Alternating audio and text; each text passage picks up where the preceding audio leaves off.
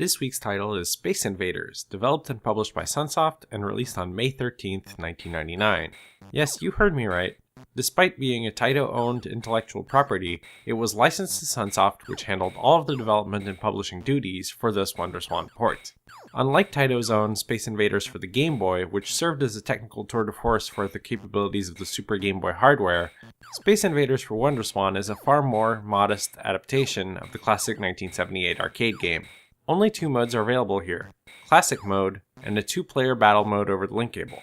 Classic Mode also contains its own two-player mode, allowing players to compete for the highest score by passing the WonderSwan back and forth each time they lose a life, which is pretty nice. Space Invaders, contrary to many reports, was not the first game in the shoot-'em-up genre, but it was the first to reach mainstream popularity. The game features rows of aliens strafing left and right across the screen as they descend slowly from the top of the screen. The speed at which this occurs increases over the course of the game. Funnily enough, this was accidental, as the speed-up was caused by arcade hardware being able to render graphics more quickly when less enemies were on screen. The game's creator, Tomohiro Nishikado, decided to keep this as a mechanic to challenge its players rather than compensate for this quirk. It's really hard to get excited about this game in 2017 when we're able to play MMO first-person shooters with complex bosses and breathtaking architecture, but Space Invaders was an incredibly innovative game at the time. The aliens in Space Invaders were the first computer-controlled enemies in a game to fire back at the player's character, and it was the first game where a player could take cover behind destructible barriers. Space Invaders popularized the concept of high scores, as it was the first game to save the highest score to internal memory. Space Invaders also introduced the concept of giving the player multiple lives in a video game, so that the game wouldn't end immediately if they made a careless mistake.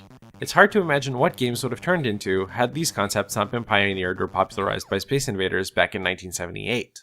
Space Invaders was so huge in Japanese arcades that its golden age of popularity is referred to as the Invader Boom, a phrase which is even used in the opening sequence to this WonderSwan port.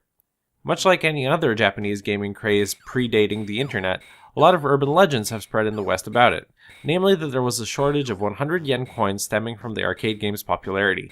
While 1978 and 1979 did see lower 100 yen coin production than in previous years, reports from those who lived in Japan at the time indicate nothing out of the ordinary seemed to be happening during the Invader boom.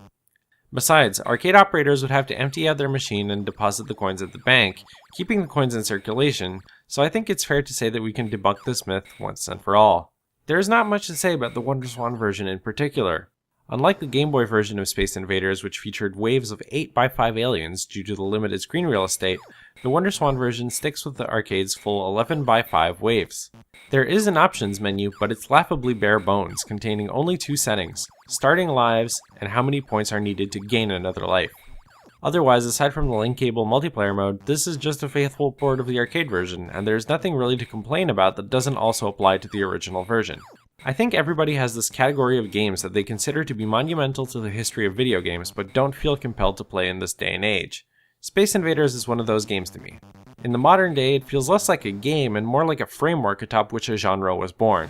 As a shmup fan, I'm thankful for its existence, because without it, we might not have had games like Blue Revolver. But if you give me the choice between playing Space Invaders or Blue Revolver, then it's no contest. Blue Revolver is going to win every time.